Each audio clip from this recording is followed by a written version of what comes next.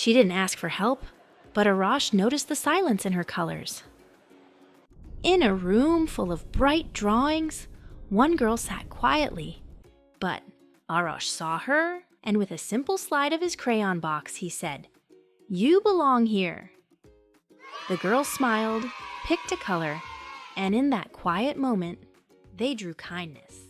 He wasn't just silent, he was scared. The question was easy, but when fear walks in, even your name sounds hard to say. He froze, and every second felt heavier than the last. So Arosh did something. He gently whispered the answer. The boy smiled, because sometimes the loudest support is the quietest voice. He saw something and chose kindness instead of silence.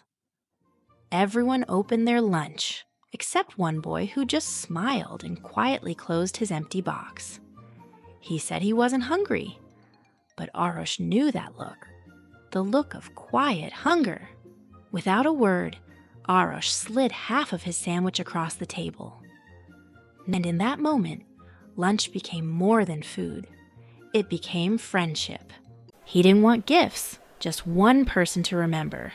As kids rushed out for recess, Arosh heard a quiet whisper, barely loud enough to notice, but not to Arosh. Gathering scraps of paper, broken crayons, and a few friends, they crafted something money couldn't, a card made of care. And when that boy returned to his desk, a handmade birthday card waited there. He opened it slowly, then smiled. Because in one moment, his birthday wasn't forgotten. It was remembered by the right ones. Arosh time-traveled to meet Napoleon for a peaceful royal hunt. But when the cages opened, it wasn't prey that ran. It was war. Hundreds of fluffy warriors charged. Napoleon ran for his life. But Arosh had a secret weapon.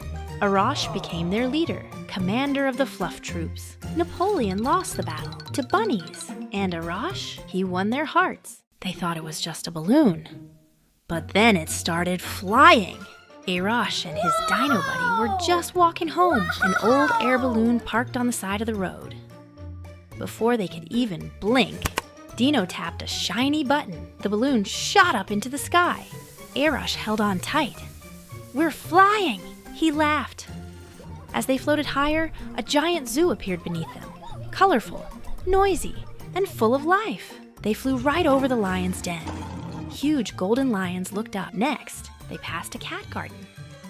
Dozens of cats stared at the balloon like it was a flying fish. In the end, birds from the zoo flew beside them. As the sun began to set, Arosh waved down with a smile. What a ride it was!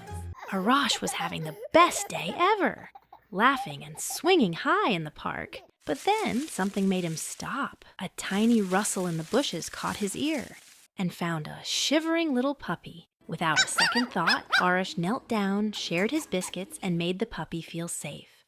Holding the puppy in his arms, Arosh ran home, heart full of joy. And now they play, eat, and dream together.